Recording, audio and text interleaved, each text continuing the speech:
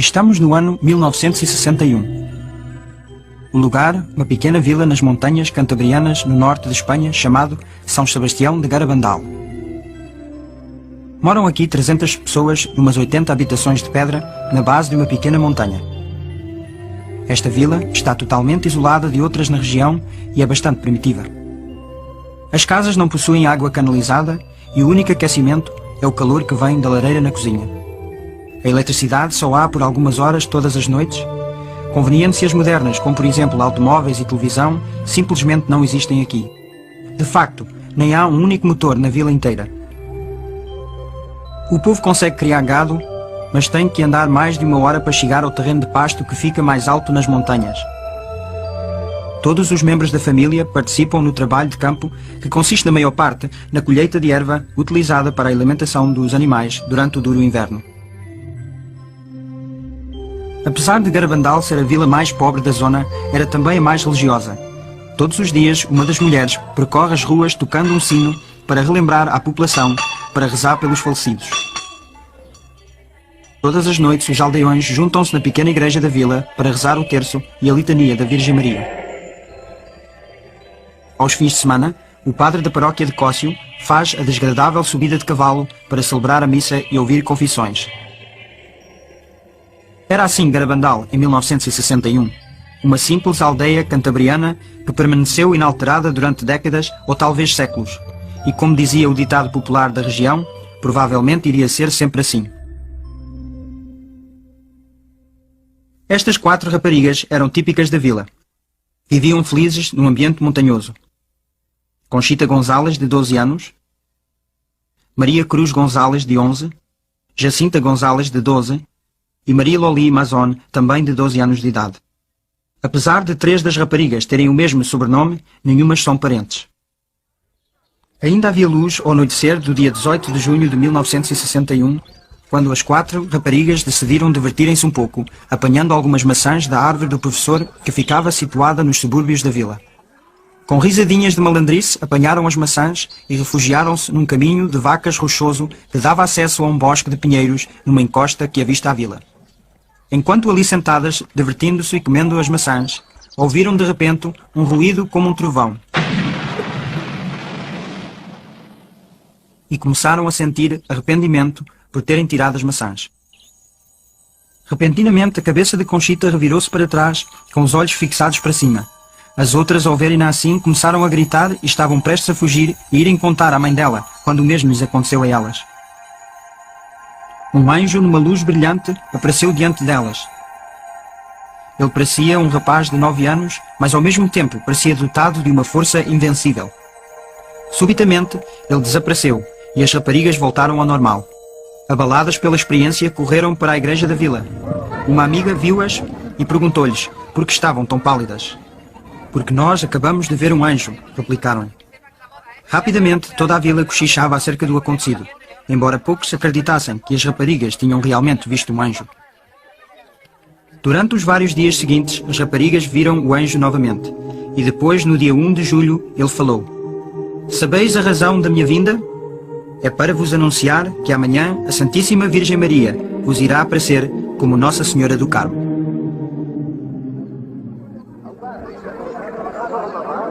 A esta altura já tinham espalhado notícias das aparições por todas as redondezas, e no dia 2 de julho, um grande número de pessoas esperava a prevista visão da Virgem Maria às raparigas.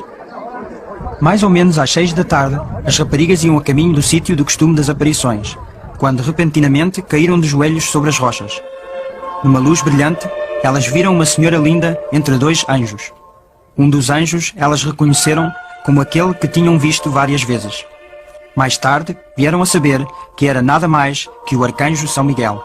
Na parte de cima direita estava um grande olho dentro de um triângulo, ao qual as raparigas chamaram o Olho de Deus. Sem qualquer medo, as raparigas falaram com a senhora que lhes aparecia. Elas falaram das suas famílias, dos padres que ali estavam e do trabalho que faziam em casa e nas terras, e a senhora sorriu. Conchita disse que foi como se estivessem a falar com a sua mãe, que esteve ausente numa longa viagem e que acabava de chegar. Depois da êxtase, as pessoas naturalmente perguntavam como é que era a senhora. A Conchita dá esta descrição no seu diário. A Santíssima Virgem aparece com um vestido branco, um manto azul e uma coroa de pequenas estrelas douradas. Os seus pés não são visíveis. As suas mãos estendidas com um escapulário no pulso direito. O escapulário é castanho.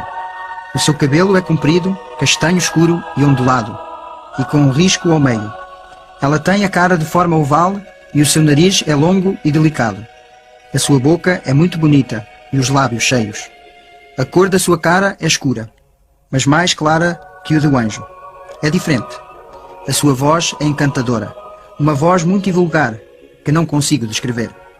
Não há mulher que se pareça com a Virgem Santíssima, nem na voz, nem em nada. Queria usar estas crianças simples e modestas para transmitir uma mensagem importante a toda a humanidade.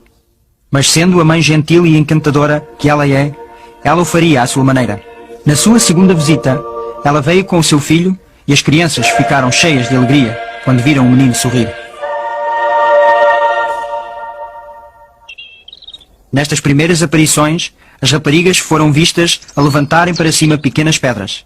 Elas disseram que a Virgem Santíssima as beijou, mas acrescentaram que preferia beijar objetos religiosos. As pessoas corresponderam ao darem-lhes os seus terços, medalhas, crucifixos e alianças de casamento, uma prática que continuaria por todo o evento. No dia 4 de julho, a Virgem Maria revelou a sua mensagem às raparigas, mas disse-lhes para não a anunciarem até ao dia 18 de outubro. A autenticidade das visões tinha de ser estabelecida para que a mensagem fosse acreditada. Era necessário provas, e tinham de ser providenciadas em abundância. As raparigas foram testadas por médicos no estado de êxtase. Eles acharam-nas rígidas, frias como pedras e insensitivas à dor. Eles também tomaram conhecimento de uma incrível mudança de peso. 2 homens mal conseguiam levantar uma das raparigas do chão, apesar das raparigas facilmente levantarem-se umas às outras para que pudessem beijar a senhora das suas visões. As raparigas sabiam quando iam ter as aparições por uma série de 3 chamadas interiores que aumentavam progressivamente. Depois da última chamada, elas corriam cheias de alegria para o encontro celestial. As chamadas podiam vir a qualquer hora do dia ou da noite, mas se as raparigas fossem para a cama, então a Virgem não vinha. Conchita tinha de estar até tarde muitas noites, esperando pela última chamada da Virgem. Para o fim de julho, o ritmo das visões aumentou para 2 ou mais visões por dia, com êxtases durando entre 10 minutos até várias horas. O rosto das raparigas transformava-se com uma beleza sobrenatural. Alguns observadores ficavam tão afetados que tinham dificuldade em olhar para elas. Em agosto começou um novo fenómeno. Enquanto as raparigas se ajoelhavam em êxtase, elas podiam a qualquer momento cair para trás até que as cabeças tocassem no chão. Às vezes caíam em perfeita harmonia, formando lindas esculturas, mas as suas roupas nunca ficavam imodestamente descompostas. Em outras ocasiões, elas caíam diretamente para trás, batendo com a cabeça no chão, fazendo uma pancada na cabeça, causando horror aos espectadores. Mas elas nunca se magoavam e levantavam-se sem a ajuda das mãos ou dos braços. Elas começaram a andar em êxtase tanto para a frente como para trás, pela vila fora, com o olhar fixo sempre para cima. Reparem como o pé de Marie Loli cuidadosamente evita uma pedra muito saliente. Às vezes andavam tão depressa que nem os jovens da vila, a correr a toda a velocidade, conseguiam acompanhá-las. Depois, elas nem ficavam cansadas, nem transpiradas e as pulsações estavam normais. Durante estes voos estáticos, conseguiam fazer uma paragem brusca, contrariando todas as leis da natureza, enquanto que os que estavam a tentar acompanhá-las, levados pela velocidade, continuavam a correr, passando por elas. As raparigas traziam sempre crucifixos nas mãos que ofereciam aos espectadores para que eles venerassem. Elas nunca sabiam quem estava a beijar o crucifixo, porque em êxtase não conseguiam ver ninguém, a não ser a visão e a elas mesmas. Por ordem da Virgem, elas estendiam o crucifixo para quem a Virgem quisesse que o beijasse. Depois de uma êxtase, Conchita descobriu que um que tinha beijado o crucifixo era um padre vestido à leigo. Entre os muitos padres que foram até Garabandal para estudarem os eventos, estava um jesuíta, Padre Luís Andreu. Era um brilhante jovem professor de teologia que também tinha reputação de ser um santo padre. O Padre Andreu foi um pouco duvidoso na sua primeira visita, Mas depois de cuidadosamente estudar as raparigas em êxtase, ele compreendeu que algo sério estava-lhes a acontecer. No dia 8 de agosto de 1961, o padre Andreu fez outra visita à vila. Nessa noite, ele estava entre a multidão, observando as raparigas em êxtase, no Bosque dos Pinheiros, onde muitas vezes as visões tinham acontecido. De repente, a cara dele ficou tensa. Gotas de transpiração formaram-se na sua testa e ele gritou: Milagro! Milagro! Milagro! Milagro!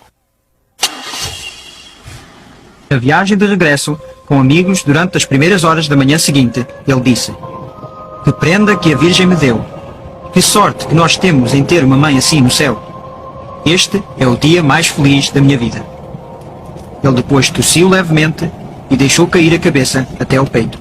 O padre Andreu estava morto. Numa visão posterior, a Virgem Santíssima disse às raparigas que no dia 8 de agosto, o padre Andreu não tinha só visto a Virgem, como também teve uma visão do futuro grande milagre. Um dos lugares que as raparigas em êxtase visitaram com mais frequência foi a igreja da vila, na qual entravam e rezavam diante do sacrário. Infelizmente, isto criou problemas. As multidões que as seguiam para dentro da igreja causavam perturbação de tal modo que uma proibição diocesana teve de ser imposta e as portas da igreja foram trancadas. A partir daí, as raparigas faziam as visitas de fora das portas fechadas. Como exemplo de obediência ao bispo, a Virgem não voltou a guiar as raparigas para dentro da igreja. Pelo princípio de outubro de 1961, as êxtases das 4 raparigas já tinham todos mistificados. E uma vez que entrassem em êxtase, ninguém as conseguia fazer sair. Elas foram beliscadas, espetadas com alfinetes, queimadas com pontas de fósforos quentes e vazaram areias nos olhos delas. Tudo sem efeito. Poderosos focos de luz, apontados a pouca distância, nem as fazia pescar os olhos. Tanto para a frente como para trás, sem nunca verem para onde iam. Especialmente impressionante era a descida noturna, de costas, desde os Pinheiros até à vila em grande velocidade. Milhares de vezes as raparigas devolviam artigos aos donos corretos, sem nunca se enganarem. E elas faziam isto sem olhar para o objeto ou para a pessoa. Estes objetos eram geralmente amontoados numa mesa em casa de uma das raparigas quando elas não estavam presentes. Às vezes, os terços e medalhas com fios enrolavam-se todos. Mas isso não representava problema. A rapariga, em êxtase, tirava o objeto da mesa e levantava-o para a visão. Eles separavam-se facilmente nas mãos dela. Depois ela levava o objeto beijado pela Virgem e, com os olhos fixos na visão o tempo todo, abria caminho pela multidão até encontrar o dono.